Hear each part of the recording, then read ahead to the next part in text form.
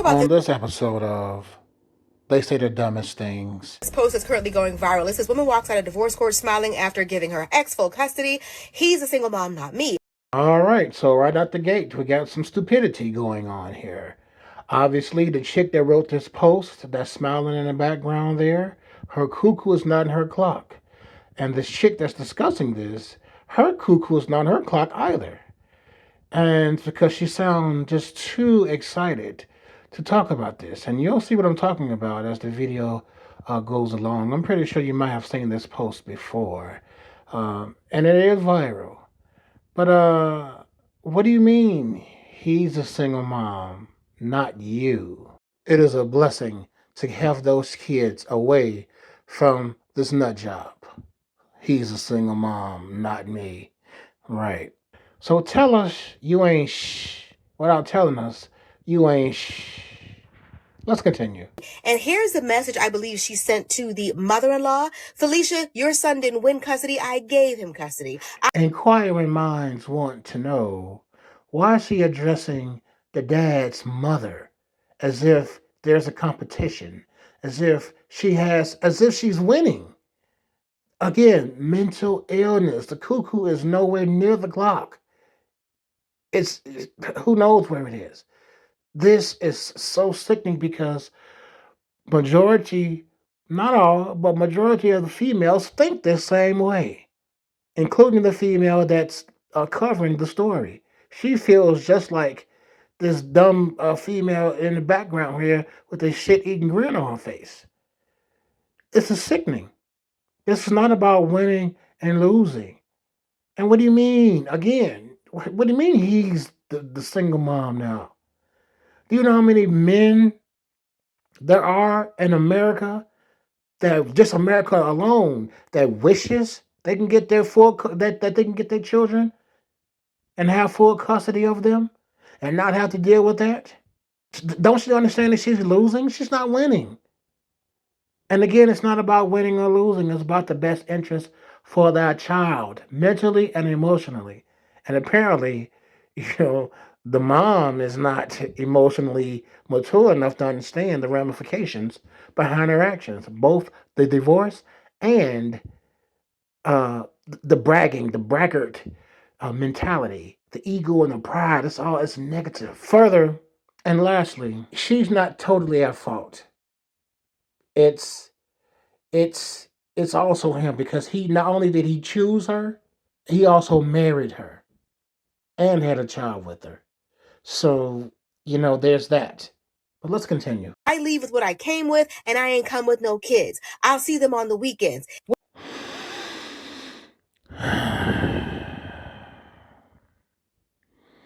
Yeah. Yeah, she said that. She said it. You may delete the video, but the internet is forever. And those children, that kid or kids, will grow up and see that and hear that. What I find most interesting about this post is the amount of men and women throwing up, crying, sliding on the wall, and fighting the air, tripping over themselves to call her a bad mom because she is. The shame has been brought back. Accountability, the sleeping giant, has been awakened. We need more men winning full custody. That's the only way things change. Just wait and see. You'll see. And lastly, you see that picture in picture to your right there? How many men and males have found out that the child wasn't even theirs that they are paying child support for or have gotten full custody for? Then there's that. But let's continue. she's only seeing her children on the weekend, but men do it all the time, and they're not labeled bad fathers. Oh, the lies you tell. I like you, man. You lie a lot. We men hold other men accountable for being poop butts. And what we're called? What we're called? What's that term that they say they call us? Even when we are there for the child, and even when we are there for other guys' children. What's that term that's used? God, what is the name of that term? Oh yeah, deadbeats. My second son's mom had the audacity to use that term, all while in my pocket for child support. I'm paying it, but I'm the deadbeat. Right. Further, I talked to her about allowing our child to come live with me. She said yes first, then thought about she wasn't going to get no more child support, and then turned around and said no. So what does that tell you? And the trend that I've been seeing a lot lately is men asking for full custody because they think that's going to be easier than actually raising the children. And it is a statistical fact that the children raised by single fathers fare better than they're raised by single mothers. It's just the way it is. One of the reasons is men are not governed by emotions and fickleness and things of that nature. Men don't have to depend on daddy government and the state to provide for them. Men do what men have to do. We make the tough decisions. We make the tough calls. If that child needs, rectifying, the behavior needs to be rectified. They need rearing better. We get up in there and we take care of business versus how we feel or worry about what the consensus say about how we take care of business. Am I stating that there are single moms that don't rear their children properly? No, I'm not stating that at all. But the minority does not rule the majority. Can't you see those statistics on screen? That's majority of females. Mother-only households. Single moms are most likely to face poverty. Come on now. And everybody knows it. Again, I'm not crapping on them. I'm just stating facts.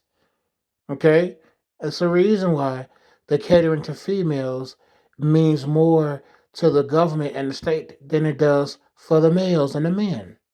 It is easier to get an emotional creature to be less than a man that's on his purpose.